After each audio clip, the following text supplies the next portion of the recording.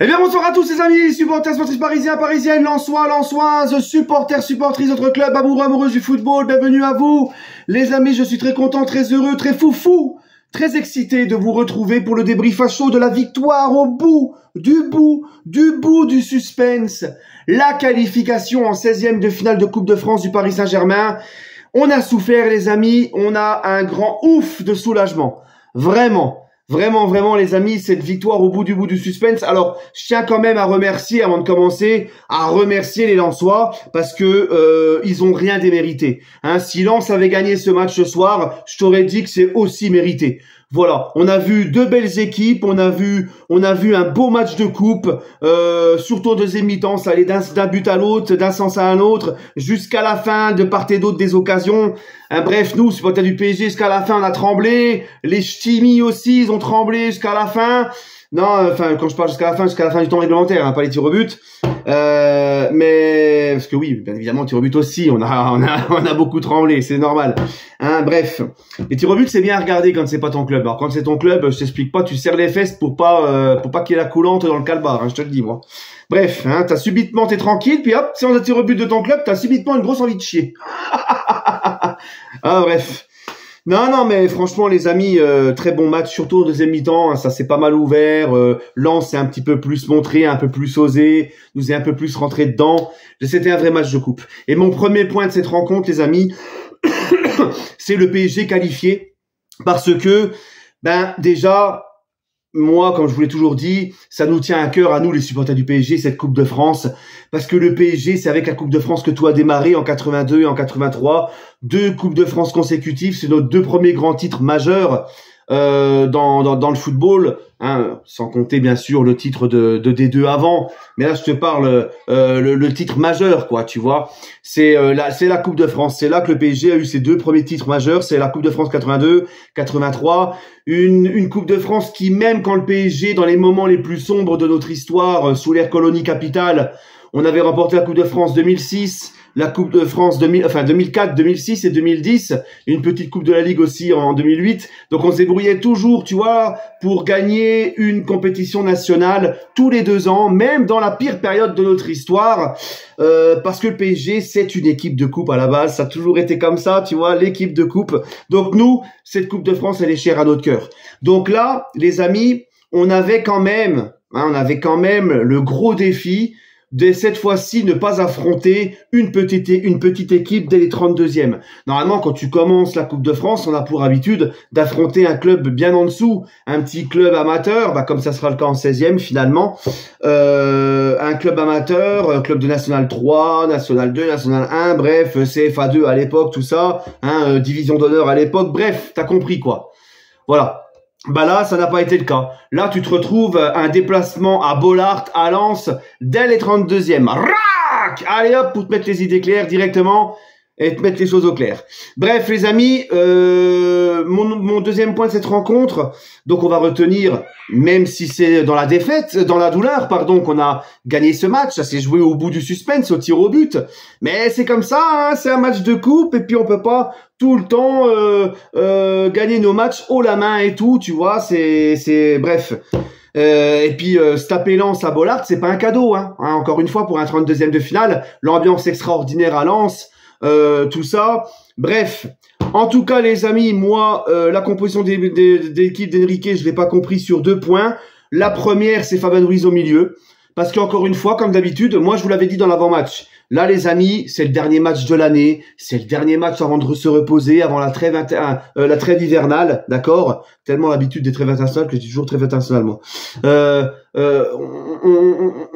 C'était notre dernier match et après les joueurs ils partaient se reposer. Il n'y avait pas d'autres matchs après, derrière et tout. C'était un gros match, un gros défi. Donc je voulais l'équipe type. Et moi, le milieu type du PSG, c'est Zahir Emery, Vitinha, Neves. Fabien Ruiz, je n'en veux pas, moi, dans une équipe type. Donc j'ai pas compris qu'est-ce qu'il foutait là, Fabien Ruiz. Fabien Ruiz, encore une fois, les amis, et encore ce soir, il ne sert à rien au milieu de terrain. Même dans ses passes, elles sont nonchalantes. Il y a de la nonchalance dans ses passes. Et Fabien Ruiz, les amis, Ça a été mieux de terrain quand Zahir Emery est rentré. Il a apporté un peu plus de percussion, de vivacité, de dynamisme. Fabien Ruiz, les gars, mais mon Dieu, mais tu me plantes un lampadaire au milieu du terrain, c'est la même chose.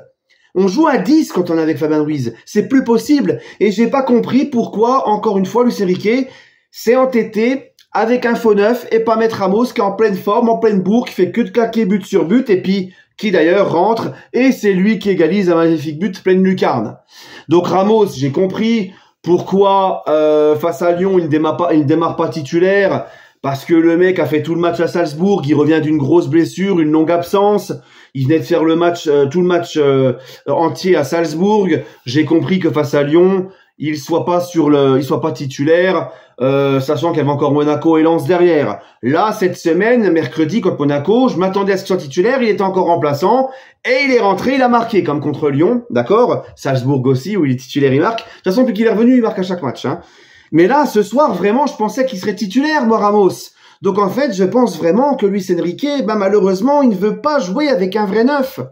Il l'a fait rentrer parce qu'il sentait que ça nous faisait du bien dans une équipe de Lens assez regroupée, qui manquait encore quelqu'un à la réception, tout ça. Mais il s'entête dans cette idée du faux neuf, tu vois. Là, ça fait 3 matchs de suite que Ramos, il débute sur le banc. Et ça, moi, je ne le comprends pas. Et on a vu tout de suite que ça a été mieux quand Ramos est rentré. Ramos, comme à Monaco, il lui a fallu quoi? 2 minutes pour égaliser. Il lui a fallu 2 minutes pour égaliser Ramos ce soir. Et à Monaco, il lui a fallu 2 minutes pour marquer le but du 3-2. Voilà, hein, et puis il a fait du bien devant, il a occupé les défenses, il occupe les défenses, il est là, tu vois, il apporte, hein, dans la surface, il est gênant, il fait, tu vois, bref, et il est là pour récupérer les ballons comme un crevard, le vrai buteur, le vrai neuf qui sent les coups, il est là comme un renard des surfaces, comme un vrai crevard, et boum, voilà, comme sur le but. Encore une fois, le but de ce soir, le but égalisateur, si t'as pas un neuf comme Ramos dans la surface qui traîne et qui sent les coups, bah tu le marques pas. Voilà. On va parler quand même de l'arbitrage, les amis. On va parler de l'arbitrage parce que il y a quand même, bon, il n'y avait pas le VAR au 32e de finale de la Coupe de France, il n'y a pas de VAR et c'est dommage parce que le but de Hakimi, il est valable. Hein, on va le dire tout de suite, il est valable. Il n'y a pas hors-jeu de Hakimi, il est couvert. Donc normalement, t'es à la pause, tu mènes à 0. Là, ça t'évite d'être mené déjà quand Lens ouvre le score. Normalement, c'est toi qui mènes à 0 sur le but de Hakimi à la première mi-temps. Mais le but est refusé pour hors-jeu, un hors-jeu qui n'existe pas. Donc, j'ai envie de dire, le mec de Monaco qui n'est pas expulsé sur son attentat, sur le fait d'avoir dévisagé complètement Donnarumma, le but de Hakimi qui était valable, qui n'est pas validé ce soir. J'ai envie de dire, c'est un joli pied de nez, on va dire quand même, une sacrée belle réponse à tous ces zigotos qui nous font croire que le PSG est avantagé et que c'est Nasser qui tire les ficelles et tout. Hein? Parce que Nasser, il avait oublié de tirer la ficelle de Le Texier à Monaco, il a encore oublié de tirer la ficelle de l'arbitre de ce soir. Hein? Donc, au bout d'un moment, arrêtez un peu vos conneries, il n'y a pas de favoritisme, c'est rien du tout. Hein? Nous aussi, on subit des injustices, c'est comme ça. De toute façon, c'est les arbitres médiocres de Ligue 1. Voilà.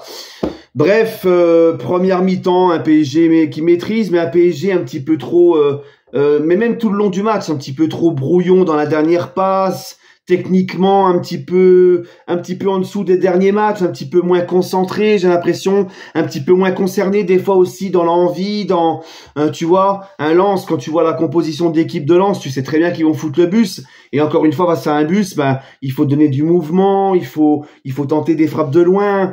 Encore une fois, j'ai revu ces centres dégueulasses qui ne servent à rien, où ils ont, voilà, tu vois, mais bon, bref.